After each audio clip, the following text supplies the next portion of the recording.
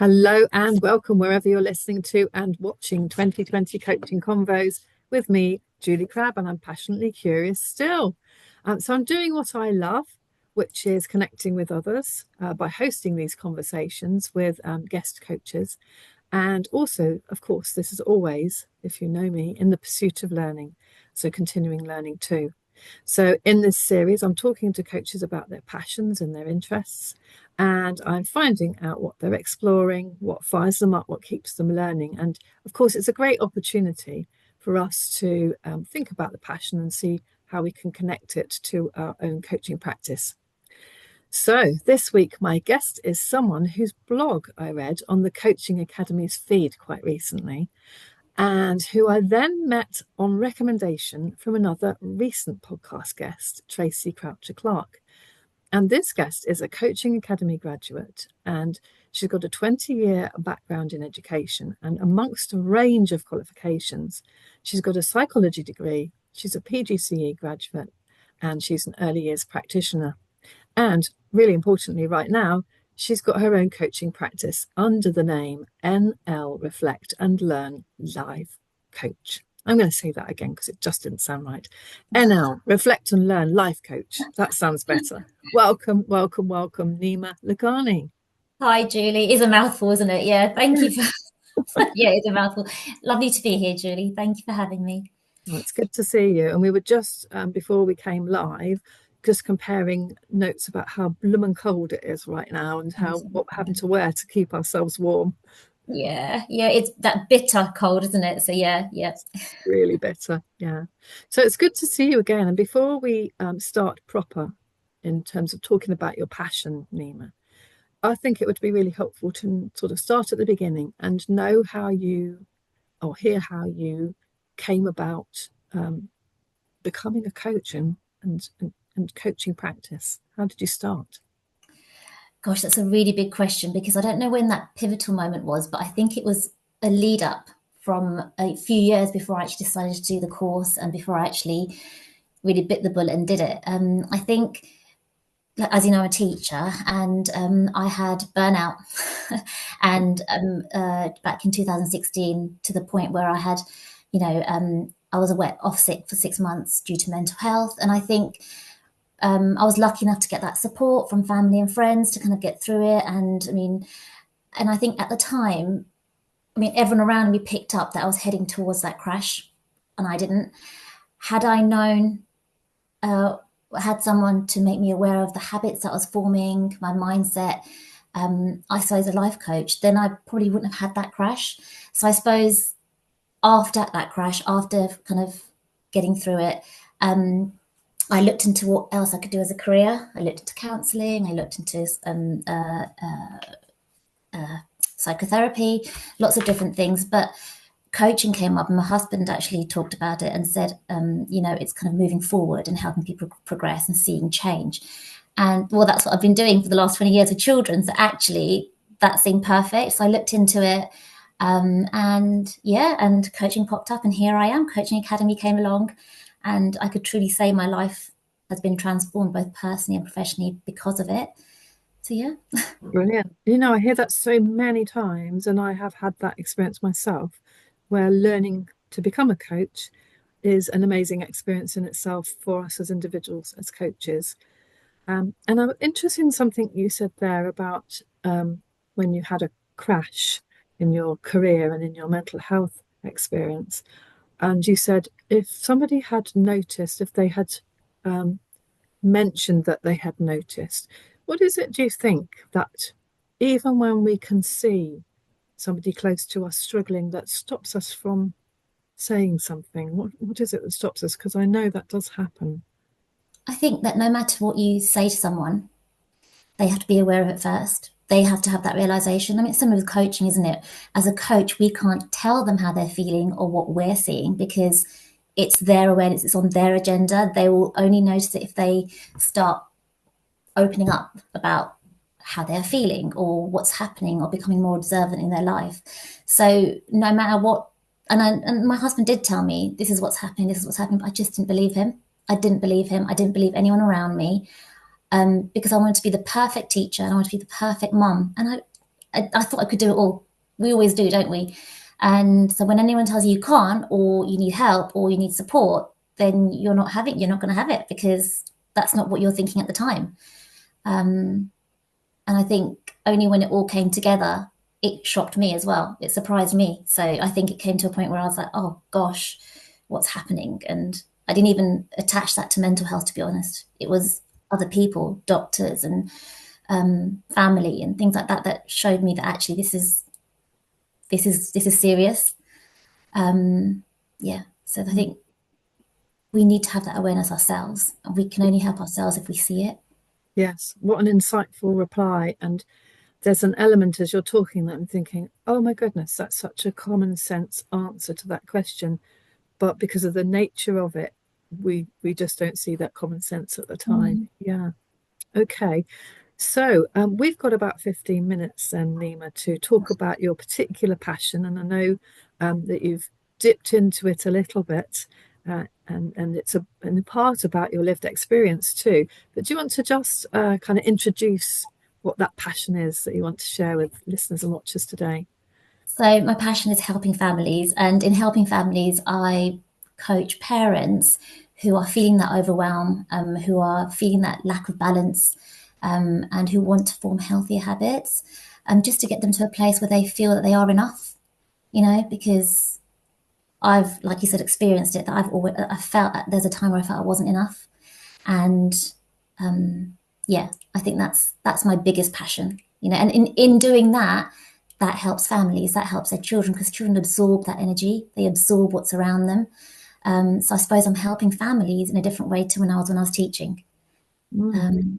Yeah, That's interesting. I've heard of that ripple effect before, that, we might absolutely. be working one-on-one with somebody, but in fact, the insights and I don't always use this word, but the transformations that come about when people have those insights have a knock-on effect to partners, to families, to people around them who see differences in the way that that person is responding or behaving Exactly. around things. Yeah.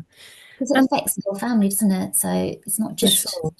Yeah, for sure. So, Nima, how much of your own lived experience have you drawn on to put into your own coaching practice? I suppose a lot, to be honest. I mean, because my coaching niche is, coaching parents. And I suppose only when I went through what I went through, I kind of had that self awareness. So, for me, when I see a mother saying, I can't do this, I can't do that, I've got this, and I've got a list of things to do, I feel really overwhelmed. It's just about taking that step back and seeing what they can let go of, and to kind of really make them realize that there's no such thing as perfection, that they are enough as they are, and actually it's not, you can't be everything, and that's okay. Mm. So I think that's the biggest thing. And I'm thinking about, what we were talking about earlier about you have to have the self-awareness to recognize that coaching is going to be of help. How do you reach parents who you can very obviously see are in need of feeling enough, but also who you can see, well, I desperately could offer them something that I know will be helpful to them. How do you draw them to you? I think I'm lucky enough to have a good parent community, with my children, and their parents, and then parents who know parents, local groups. I think more than anything, it's having those conversations wherever you are, whenever you are, sparking those conversations with random strangers, which is amazing, because that's what's happening more of lately around me. I feel like I'm talking to people around me more, not just parents, but everyone, just naturally. I think that's that confidence from the course and from meeting all these new people from the course. But I think, and then for some reason, conversations get deep. So the other day, I was with my daughter in gymnastics, and this lady sat next to me, and she had, it was the first time she came because it was her partner's daughter that was in the gymnastics arena. And she started talking, and then we ended up talking about how she met her partner and what she's been through. And then she said, oh, well, what's your name? I really want to talk to you again, because I'm struggling with my confidence at the moment. So it happens anywhere and everywhere, I think, but you just need to be aware of it and spark those conversations. Mm, gosh, that's very profound. and it sparked a memory of a conversation I'd had recently when you said conversations get deep. There's a couple of things there. I thought, wow, you've got to be in a mind where you're prepared to allow that to happen to, haven't you? And know it could happen. And I only realized that it happened with this person when afterwards they stopped me and said, "Mum's the word." And I thought, oh, okay, you told me more than perhaps you would normally tell somebody else.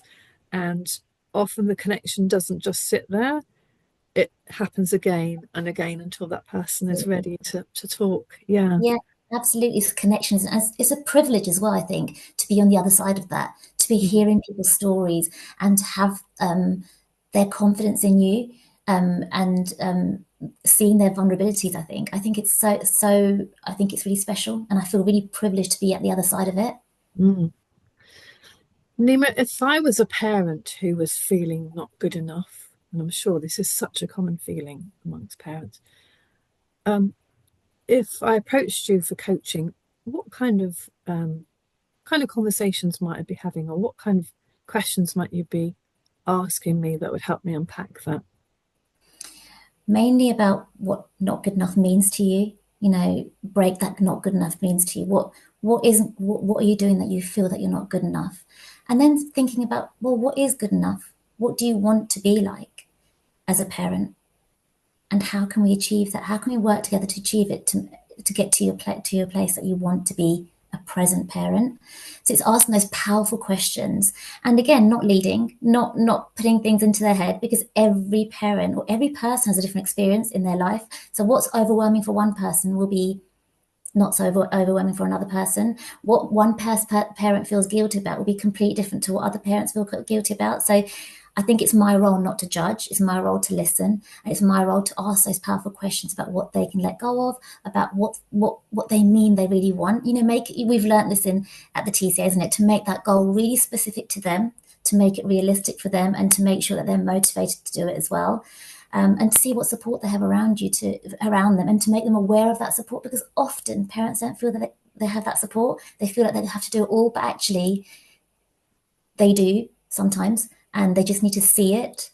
So, and actually, you also see that parents want to do so much for everyone. It's not just for their families, but then where are their boundaries? So you kind of make them aware of their boundaries. And there's so much to unpack in that as well. And then your boundaries for yourself, boundaries for your family. Then self-care comes into it. What are you doing to look after yourself? How are you showing up for yourself? Because when you show up for yourself in a powerful way, you're able to show up for everybody else. So there's so many things that you can delve into with just that one thing. Yes, I think from everything you said there, that's so evident that it's not a single session going on there. No. No. And I read you talk about self-serving beliefs. Now we know, that some of the beliefs we have aren't helpful to us.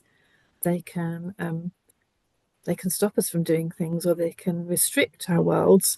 What what are self-serving beliefs? Self-serving beliefs are things that you believe that you can do, and they really help you get to where you want to be. So, I mean, and oppositely, the opposite is self-limiting beliefs, that you feel like you're in a certain way and you get stuck in that. So self-serving beliefs are really powerful. And I think me and you talked about NLP techniques the other day, didn't we? And that kind of really fits into some of the things that we learn in NLP, which is the course that I'm doing at the moment. And I really, actually, one of the biggest things I work on is self-serving, self-limiting beliefs, to get the client to be aware of what's stopping them from moving forward and how we can reframe that to help them move forward. At the moment, as I mentioned, my husband's away for work for 6 months, and that's big. And I found it's a big life change for the girls, for me, and at the same time, I'm not driving. Not because it's just because of health, I'm not driving. So that kind of puts a massive spanner in the works.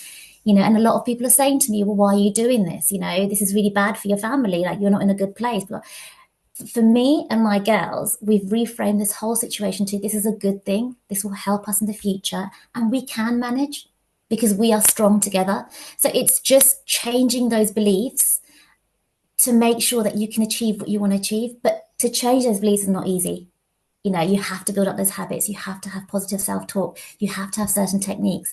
So it's all of those things that But I truly believe that the way you talk to yourself, that what you believe is what you become. So yeah. Mm, that's really fascinating. I feel like I could talk to you for a long time about beliefs and self-belief, Yeah. um, because, like you said, they are very strongly embedded and they come from a long way back, don't they? As you say, they're Mm, quite difficult to shift, but when you can shift them, it really can create powerful absolutely. opportunities. Yeah. Absolutely. And you know what's really interesting? Sorry, I need to add this is that, I do start off with parent coaching, but actually my niche is somewhat, I'm quite cautious of my niche only because when I start coaching parents, once they work on the presence with their children, the guilt and the overwhelm, it's always about working on themselves, what they want for themselves professionally, personally. So my coaching sessions with them, even though I have 6, then it goes on to 12, then it goes on to 18, because they want to work on more and more because they've unlocked so many things about themselves. So now I'm coaching parents, but I'm also coaching people who are single and who want to get married and who want a relationship. So it's really interesting how coaching is about so much more than just one specific niche, I think, as well. Mm. So yeah, I need to add that in.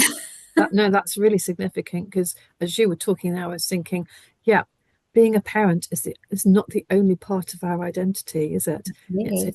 It's a very significant part, but it's not the Mhm. only name or title that we go under as Yeah, individuals. exactly. Yeah. Yeah, yeah. Wow. Believe it or not, Neema, we're coming quite close to the Oh end of our wow. 15 minutes. Um, but I have got 3 quite quick fire questions that I want to ask you, if I may. And the very first one is about your particular successes with your passion. Where have you seen particular success in your coaching around supporting parents? I think the way it's affected families, genuinely, when I get testimonials or even just messages to say, my husband, my kids want to say thank you to you because I'm in a much better place now, and that's really having a ripple effect on my family. Those kind of messages, or just messages of when the other day I got a message from one of my clients saying, "Look, I've met my long lost sister. Thank you for pushing me to do this. This is so special." So things like that. I mean, I haven't made it happen, they have, but it's so lovely to be part of that journey and that progress. So that's my biggest, yeah, I'd say the client responses and progress is my biggest, yeah. Brilliant. Touch one person's life and it has a ripple effect. I love Yeah, that. absolutely. And what one thing would you want anybody who's a coach or a trainee coach and who's listening to perhaps take away about your passion that they might be able to apply to their own practice?